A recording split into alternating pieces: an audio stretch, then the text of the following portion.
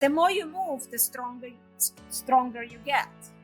This is my mantra now. The more you move, the stronger you get. It's absolutely like 1 + 1 = 2. It's impossible not to get stronger than if you move more. Body is incredibly adaptable to the demand we place on it. But it's also evolutionary smart. If we're not placing the demands on it, it's going to shed muscle, because muscle is expensive in terms of metabolism and how much energy it takes to maintain. So, body is smart, but if we place those demands, it responds. And we see all these stories, I'm sure you see on Instagram, women starting to lift heavy in their 70s and getting stronger and better and changing their whole life around. And the courage comes from these little wins, right? You have a little win, and that gives you more confidence. And then you can have another little win, and so on. So, like, as we build muscle, we build courage together. What if midlife wasn't the beginning of the end, but the beginning of a whole new chapter? In this episode, I'm joined by Inessa Love, who in her 50s has become a surfer and then challenged herself to complete a long-distance bike ride. Inessa is redefining what's possible as we age and has become a midlife movement advocate. From growing up in a culture where aging came with low expectations to discovering strength, sisterhood, and surfboards in Hawaii, her story is proof that it's never too late to surprise yourself. There are a lot of cultural narratives around aging, and it's interesting when we look back to think about what we were sort of taught to expect from, let's say, midlife and beyond. What was your experience of your expectations for your future? Yeah, well, I need to say that I grew up in a culture which I feel is even more extreme as far as midlife downhill story goes. Women in the 50s were just like, we call them grandmas, babushkas. They'll sit at the market and sell sunflower seeds. And that's the image I had.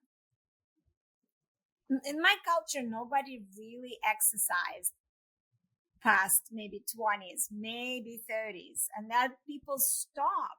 Like my father, he was very active in his youth. He was an athlete in his youth. But in his 40s, he stopped. In his 50s and so on, he gained weight and they stopped being active. And so that was the message, is like, there is no activity and it's kind of a decline and downhill. And you're Ukrainian, right? I am from Ukraine originally, yes, but you're now in Hawaii. I'm now in Hawaii, and I'm so lucky. So actually, that was one of kind of almost a culture shock for me, coming to this country and seeing how many people actually exercise. So Right. That was one thing. The movement was more important. But still, I didn't have really good role models of good aging. But I was lucky here that in Hawaii, what's different is people are more active because it's outside, and I started meeting people and I started getting out and moving. My first thing I started to do was hiking in my mid-40s. I joined a bunch of hiking groups. I was actually going through divorce, so I needed to be out of my head and in nature. And hiking was my post-divorce therapy for maybe many years, 4 or 5 years. And I joined the groups, and I started meeting people who were way older than me in those hiking groups, right? So, and then I was like, wow, they're still hiking. And there was some lady still hiking in her 80s, right? Maybe she was even like early 90s, but she was much, much older. So that's kind of started changing my idea, right? And then, of course, I got into surfing at 50. And by that time, I already lived in Hawaii for 8 years and never even thought about it.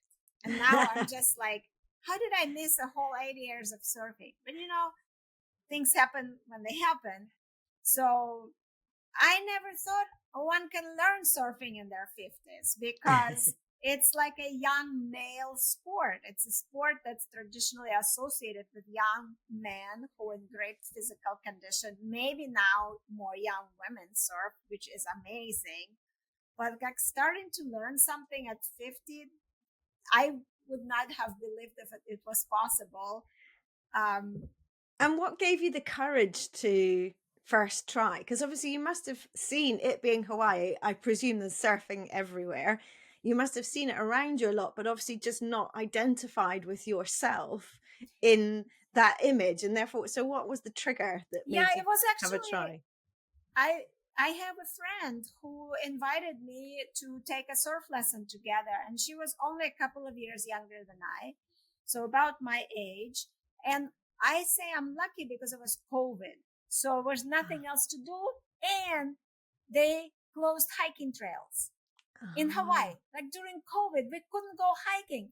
So that's what happened with me. It's like a happy accident that there was no hiking. I was bored, and a friend said, "Let's go surf." And I was like, "Wow, are you sure?" And we went. And then this friend of mine, and we have another common friend who's actually an older woman. She's 12 years older than I. And so three of us started going surfing like every week. And I was just a brand new, and the other two people friends knew how to surf, but I could see like, wow, this other third friend of ours was even older, and she was doing way better than I. So that was my first like role model of like, wow, this is actually possible. And I find like so many of us need a role model, especially a female role model our age group or older.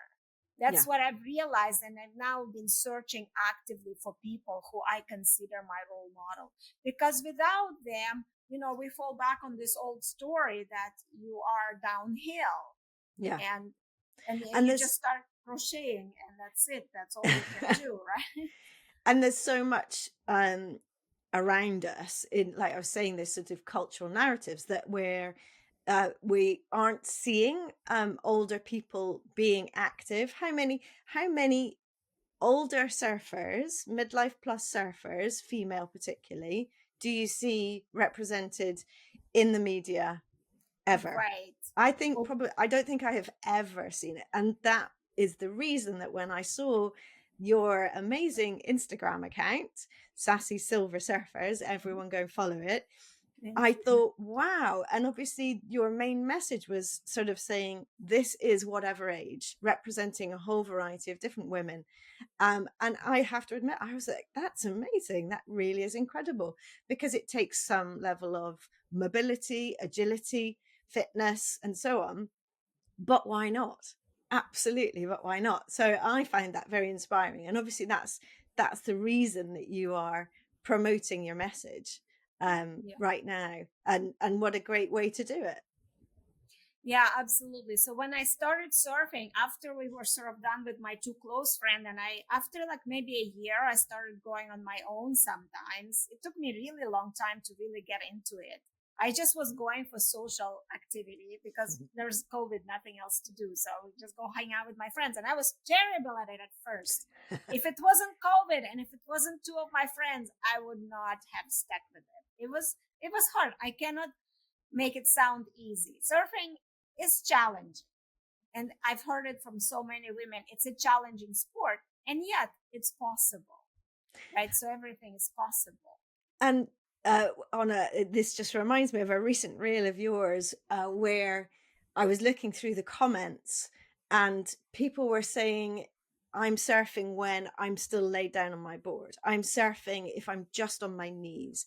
I'm surfing if I'm just hanging out in the waves, waiting half an hour for a wave. And I loved the fact that it was very much about embracing just doing, being there, trying, much more than this sort of the stereotypes of someone riding through these incredible barrel waves and doing very, incredible feats. That's not, and that's very much in line with my message as well, that it's so important to embrace just doing, because you get so much from just doing. Yeah, absolutely. And surfing could be many levels. You can ride a 1 foot wave, or you can ride an 80-foot wave. So Yeah. it's many levels. And obviously it's important to know your level where Yeah. you're at. But what you said about the media, I want to follow up on that. Mm.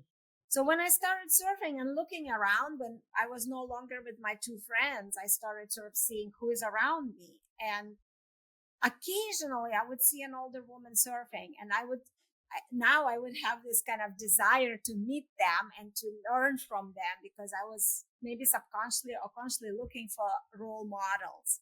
And so I actually realized there are some older women surfers out there, but like you said, they are not represented in the media. And most of them think there's nobody else, Yeah. So that's why we started, me and my colleague Lisa Alfono, we started first a Facebook group for women 50 and over who surf or surf curious or want to try. So that's like a closed group only for 50 and over. And there are like more than 1,000 people in that group, from all Wow. over the world. And we started it for that reason, to create this community. And the idea is that you're not alone there surfing in your 50s, 60s, and there are some in their 70s, which is Wow. absolutely remarkable. But the media doesn't represent that. And that's kind of sad, because other women don't have those role models. And that's what I'm doing with Instagram, is just exactly that, providing role models, providing this messaging that it's possible. But I also don't want to make it sound like, okay, it's easy and anyone can jump on the board and surf. Sure. Certain level of fitness is required. But then what you're doing is it's about far more than surfing, isn't it? It really is much more about saying, at a certain point in our life, when perhaps our expectations from when we were younger were that, things should slow down, or we should certainly not expect things from ourselves. It doesn't matter what the thing is. The point is having that the curiosity, as you said, the curiosity to try to do something and not expect yourself to be brilliant, but just to try and have fun doing it, doing new things. It's so important. We know that is where we grow, is when we are challenging ourselves a little, and it takes courage to do that. So do you think prior to this you were a courageous person? I think I would probably have to be honest and say I am a courageous person. Yeah. My life made me that way. I came to US when I was 24, like all on my own, and I've never even been on an airplane before. Wow. So it was a Wow. big jump from Ukraine. I grew up in Soviet Union. So coming from that environment on my own, I was 24 years old. So it took some courage. So I think I have that. But it's also, we all have that, right? We all have it. And if we're inspired, we can access the courage. But what I never really had is, I was not really an athlete when I was young. I only really started moving maybe in my 40s. I did some yoga and some Tai Chi in my 30s, maybe. But the older I get, the more I've been moving. And that's completely counterintuitive to everything I thought. I've been moving more in my 40s than I did in my 30s. And I'm now moving more in my 50s than I did in my 40s. So I actually accelerated how much movement I'm doing these days. And arguably we do need to, perhaps not to the extent of jumping on boards and so on, and doing as active as you are. But we do need to counter what is happening within our body to make sure that we stay strong and mobile and stable and, courageous. So we keep that courage so that we are then feeling like we can try things, and not worried that doors are closing on us in life. And I think the more that we push against it, then the brighter the future is going to be. Absolutely. And it's true that if you're not moving, the door is closing. I believe that. But the more you move, the stronger you get. That's so my mantra now. The more you move, the stronger you get. It's absolutely like 1 + 1 = 2. It's impossible not to get stronger than if you move more. Body is incredibly adaptable to the demand we place on it. But it's also evolutionary smart. If we're not placing the demands on it, it's going to shed muscle, because muscle is expensive in terms of metabolism and how much energy it takes to maintain. So, body is smart, but if we place those demands, it responds. Yeah. And we see all these stories. I'm sure you see on Instagram, women starting to lift heavy in their 70s and getting stronger and better and changing their whole life around. And the courage comes from these little wins, right? Yes. You have a little win, and that gives you more confidence. And then you can have another little win, and so on. So, like, as we build muscle, we build courage together. I feel it comes. I love that. I love that. You couldn't have put it more beautifully. That really is absolutely perfect. And it is true that, and the importance of your expectations on yourself are that you are just making small inroads. You are not looking at necessarily big goals. If you want to set a big goal, set a big goal, of course.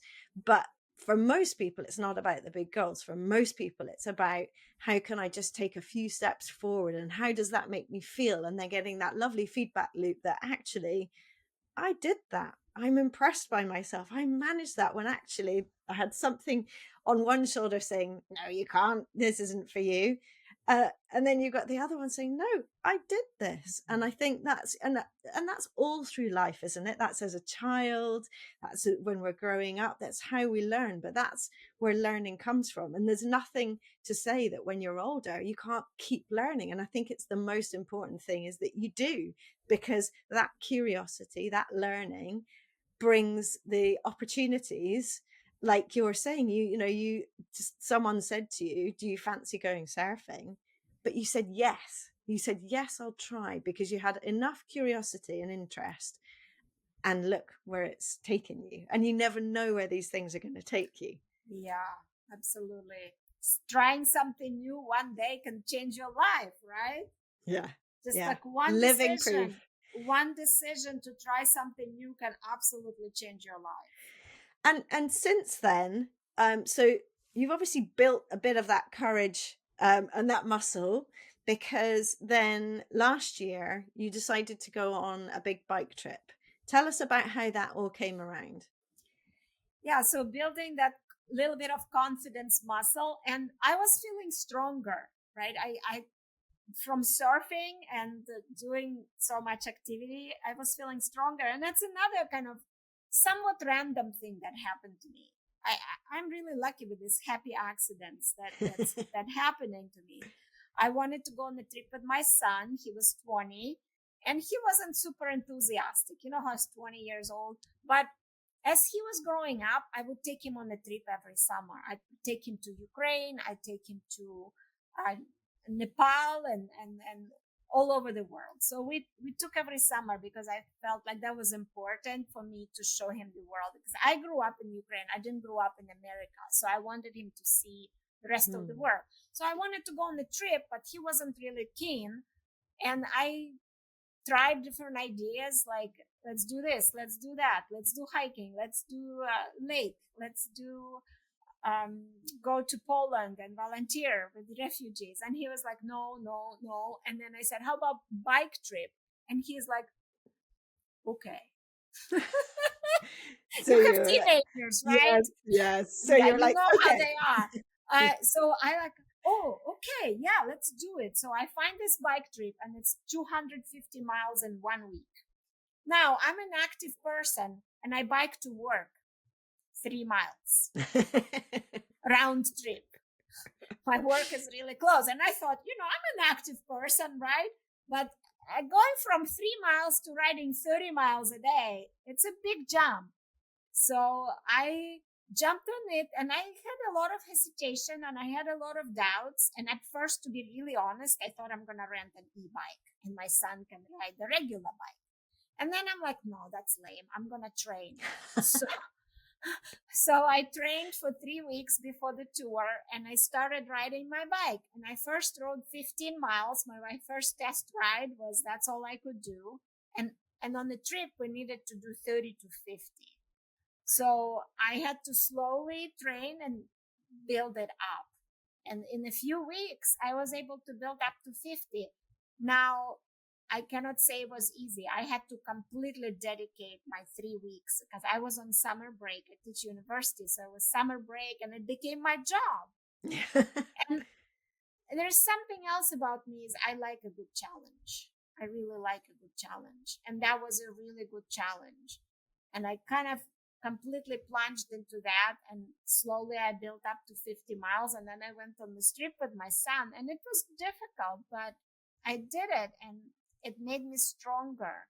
It made me really, really stronger, both physically and mentally. And it gives you this confidence. Pushing your physical limits somehow breaks your mental limit. Like you start believing that you can. It's amazing how these things are connected. Absolutely. And this was consecutive days. So you must have been, Yeah. it's not that, it's not just training where you could take a break. You had to keep going.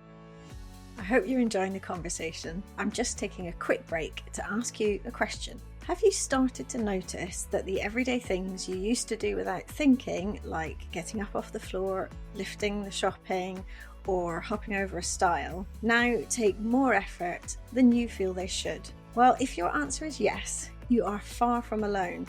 And I'm excited to tell you that I've written a book to help you. It's called Move Well for Life, Unlock the Life-Changing Power of Everyday Movement. As you'll know from listening to this podcast or following me online, I don't talk about chasing fitness trends or imposing rigid routines. Instead, my message is all about learning how small, natural movements woven into your daily life can help you feel stronger, more confident, and ready for whatever life throws at you. Move Well for Life is available to pre-order now, and it's out in January here in the UK and Europe, and later next year in America. You can find the link in the show notes to read more about it, or simply search Move Well for Life and Wendy online. I firmly believe that every movement counts, and it's never too late to reclaim yours. Now, back to the episode. And tell me, what did your son think of you? Oh, well, that's funny. The son didn't seem to care too much. That is so typical. We feel like we're proving this amazing feat and that we should be seen by them as this incredible thing. And they just like, huh? Right. Yeah. So, but the thing is, I ended up not doing it for him. I ended up doing it for myself. Yeah. And yes, you're right. Riding it every day, it was hard. It was an emotional roller coaster. But now, so what happened is I met this woman, Sue, on the first day of this tour. And it's a 50-mile day. The first day was the longest. I don't know how they planned it. Not ask me. But 50-mile day. And I only rode 50 miles once here in Hawaii, being well rested and I'm in ideal conditions. And there I'm on the East Coast. I'm in New York. I'm a 6 hours different time zone. I didn't sleep, right? So it was a mess. And by the end of that day, I was just like so done with it. I just was. And my son, 6 miles in, he takes off and he leaves me. 6 miles into the day. We rode the first 6 miles together and he's just like, Mom, you're too slow. I'm going ahead. That's so relatable. Horrible. So then I meet this woman toward the end of the day and usually everybody will pass me, right? I'm kind of slow. And then she kind of stuck with me and we started chatting and she ended up being 85 years old. Wow. Sue is 85 years old on that trip. And we started chatting and I could not believe it. And she wasn't riding an e-bike either. She was riding a regular road bike.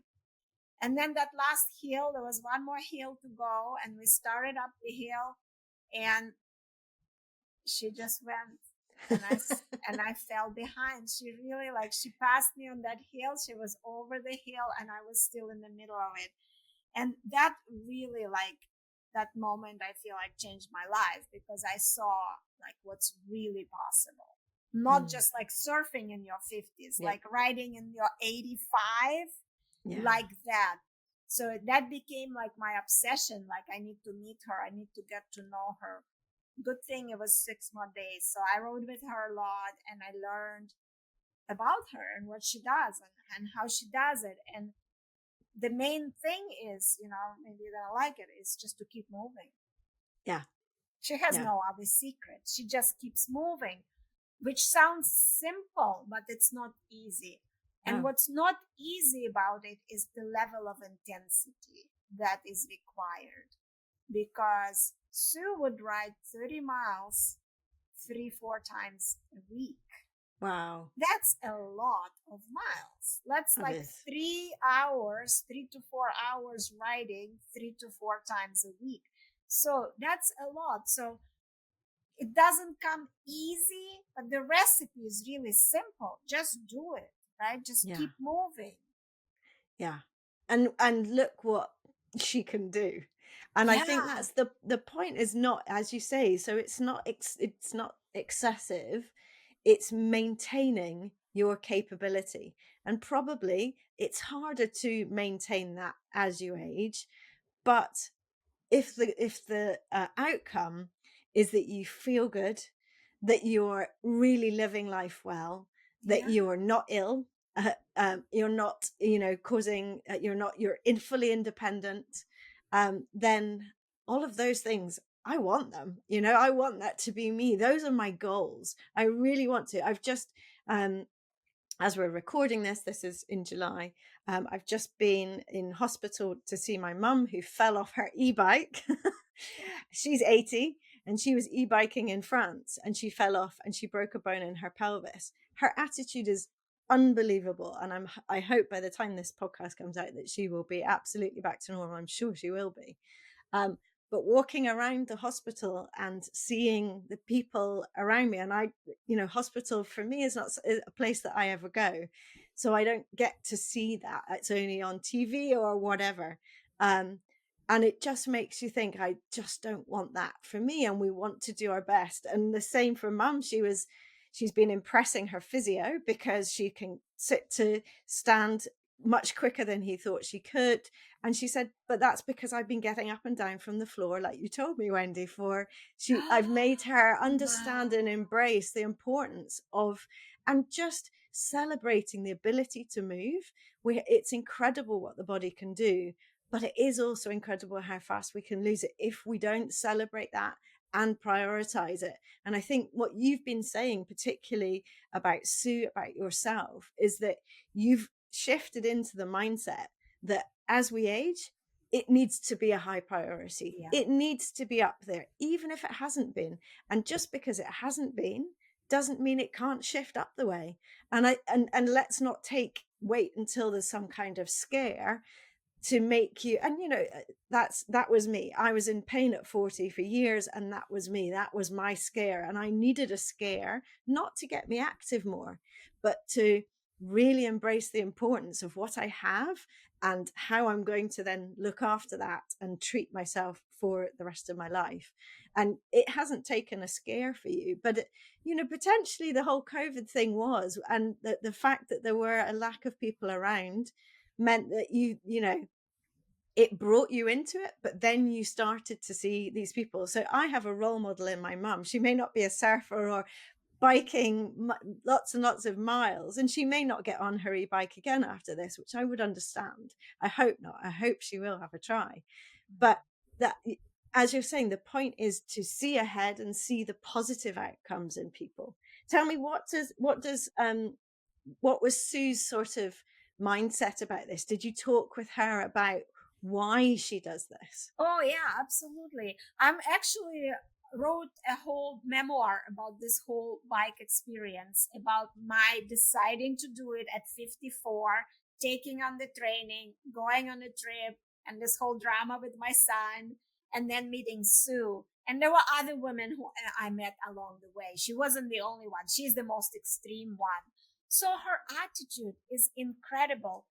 So when she started riding, and she wasn't riding for whole life, she was active her whole life, very active.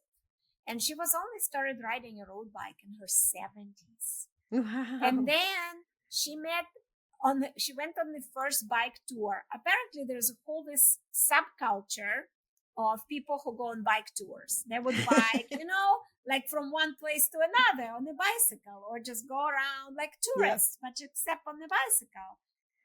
And she went on one of those tours, and then she met this man who led coast to coast ride. In America, coast to coast is a long way, long way.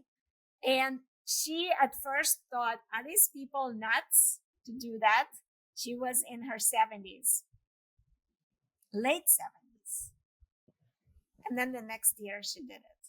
She did the coast to coast ride in her late 70s. That's unbelievable.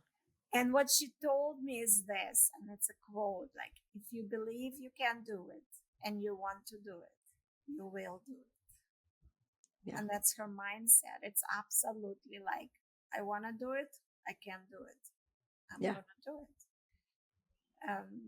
Yeah, it's incredible. The mindset has to be the foundation.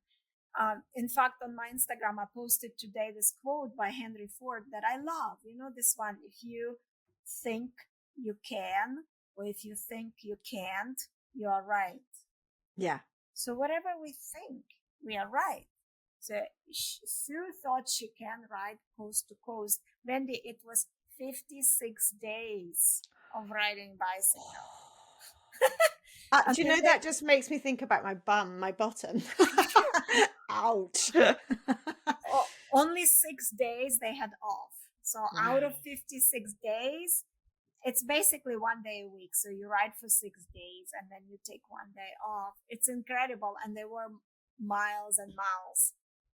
What an experience. And hugely life-changing, even at that age, because you know, you can really prove to yourself first and foremost that anything is possible if you do that. That's just incredible. So you asked me this question about mindset, but what else I learned from Sue is this, that I didn't know. She started riding her bike because she said it was fun and it was a social thing. She did it with her friends. She didn't do any of it alone. When she went on her first tour, she said it was a great party. So she went to do these things for connection. And I feel like in our society, we are so isolated. And maybe that's why it's so hard, because we're not really meant to ever do it alone. Yeah.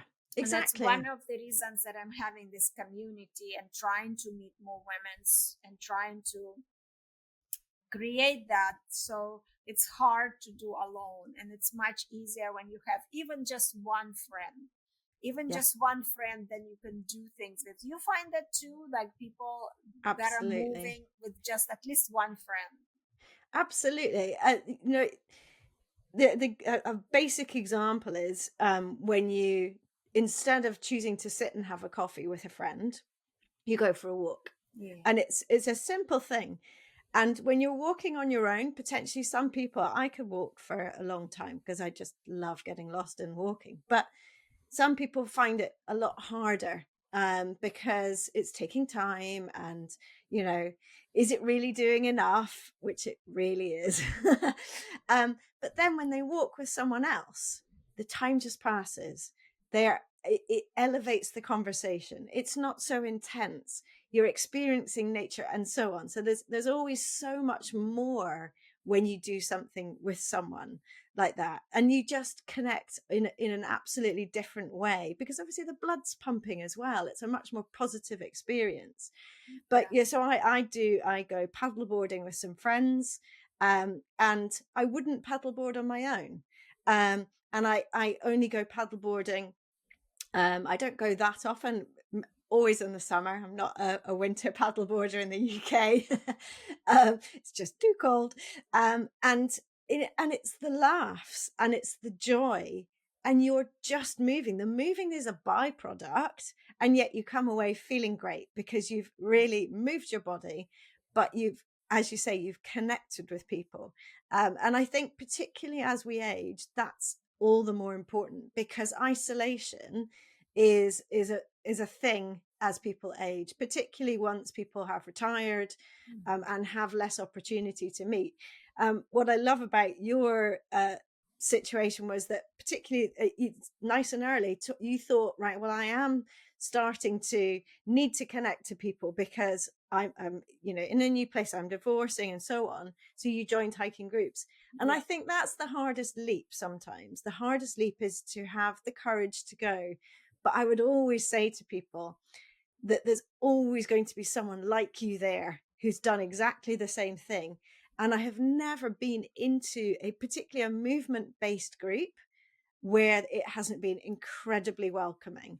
And choosing the right thing, choosing the thing that you're interested in a little bit or have some curiosity around. And, as you say, you just don't know where it will take you. Yeah, absolutely. Finding something that you really like doing. And I think it's the key for keeping it up, because it's really hard to quote unquote exercise. I feel like exercise is unnatural for human beings. It is. We never were meant to like take an hour and exercise. I'm making quotation marks Yes. for who cannot see, but we're meant to do things. We're meant to do things. And now for me, surfing is not exercise. No. Of course, it is great exercise, but I don't do it for exercise. I do it because I love it. And I feel like people have the wrong idea about, okay, doing exercise, and it's so hard to stick to it because it's unnatural. But like you say, finding something that's fun for you and do it with other people, and then it becomes natural, whether it's just walking or pickleball or paddleboarding or whatever it is. Exactly. That's and how like they meant to be. And you didn't at any point think of yourself as a surfer. You saw these people surfing around you and you never thought, oh, I'd like to even try that until someone suggested to. So it's also being open to suggestion as well, but also trying to remove the barriers of that's not me, and trying to say, well, is it? Or why is that not me? Or could I just try? Because that's sometimes also the hardest bit. We sort of package ourselves up into, I'm not that kind of a person. Right. And, you've proved that you absolutely were. And I'm sure if you'd asked yourself 15, 20 years ago, do you think you're a surfer? You might have probably just laughed. Exactly. Totally. I never thought I would be.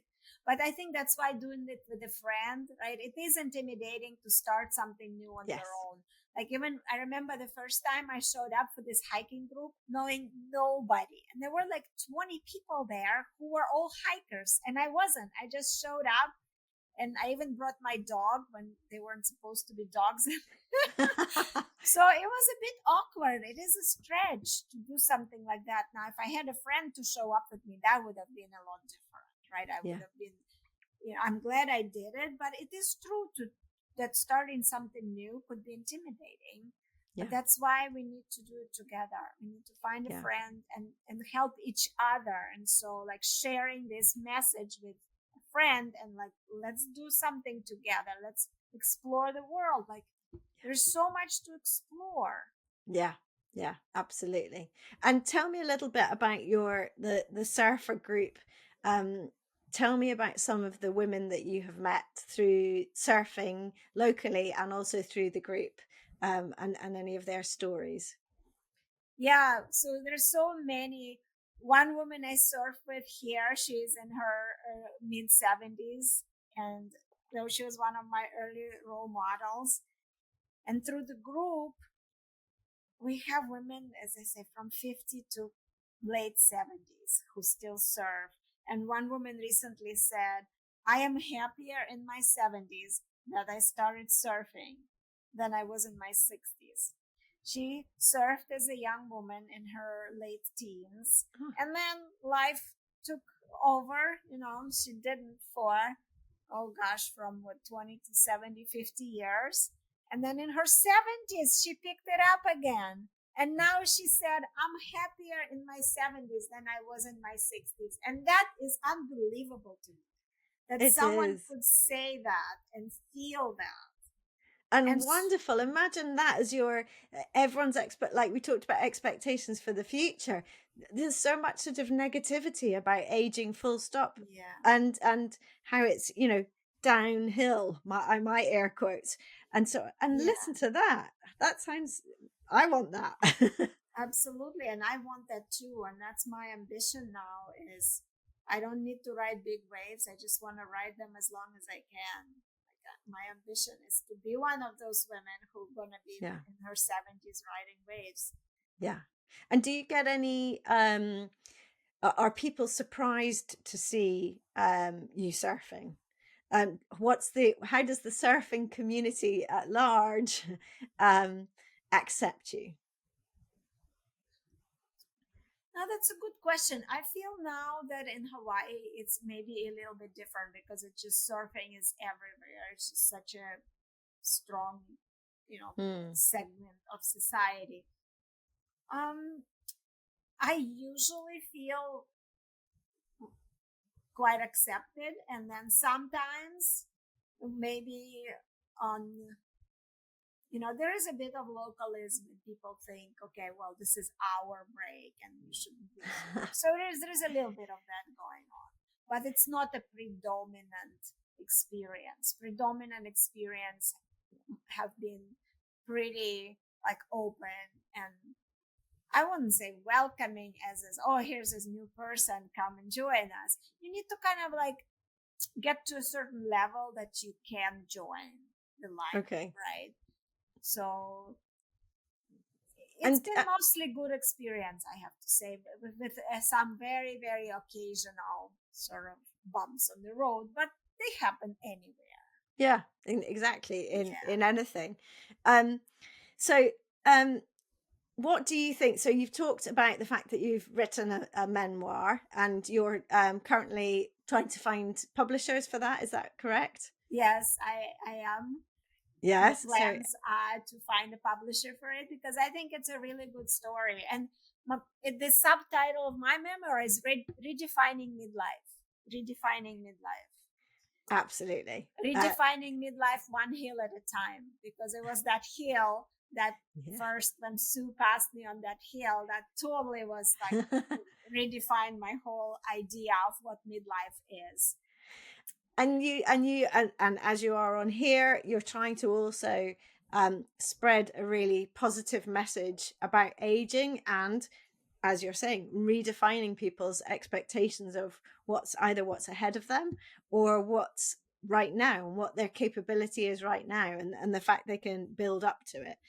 So what do you hope that people will take away from this conversation? Yeah, great question. So in my Instagram, even though surfing is kind of a language or maybe a dialect, quote unquote, the message is really what my bio says, reclaiming our strength in midlife. And that's the message, that we can reclaim our strength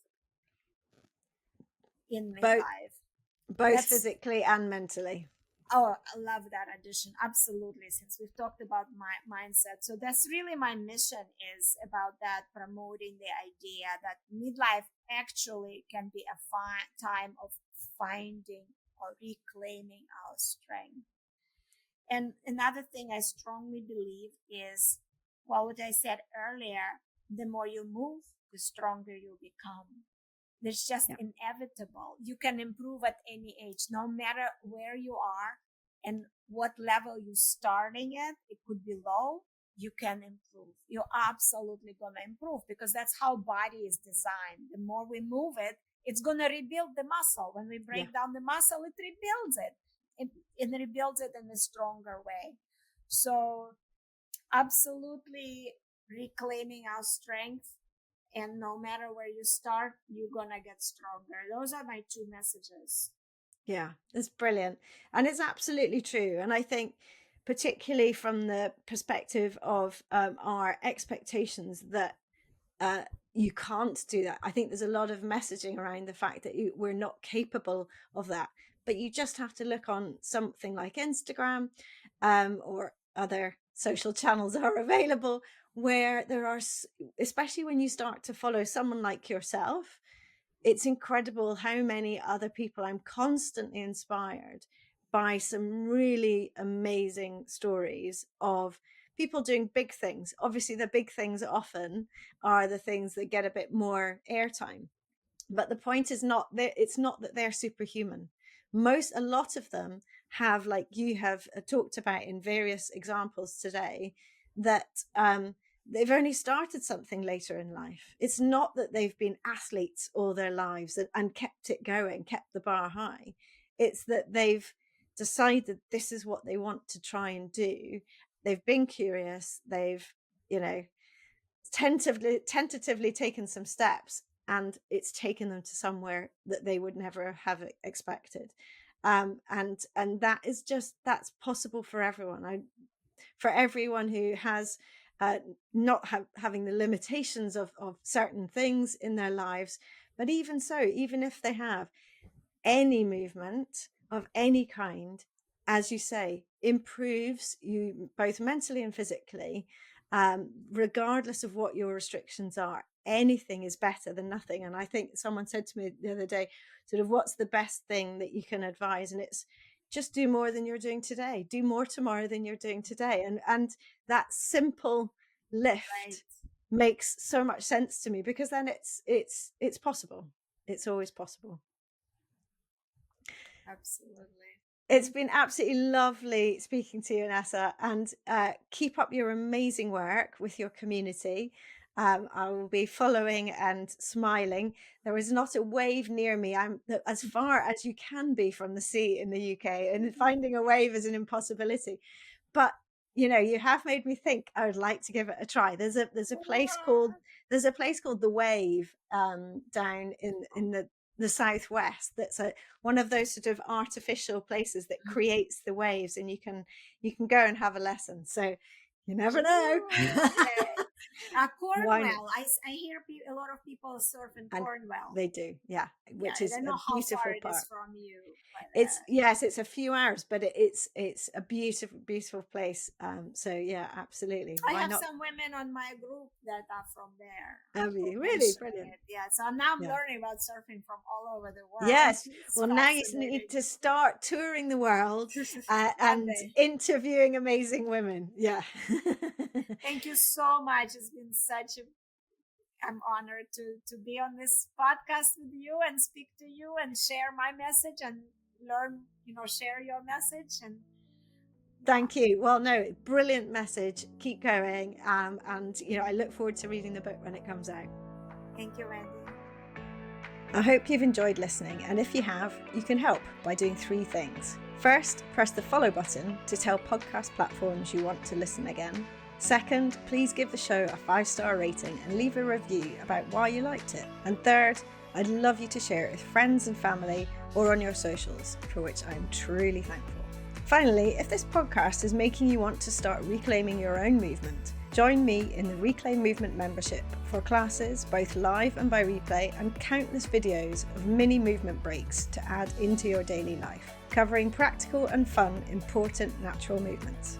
Visit reclaimmovement.co.uk/membership to get started with your 7-day free trial. See you for the next episode, and thank you so much for listening.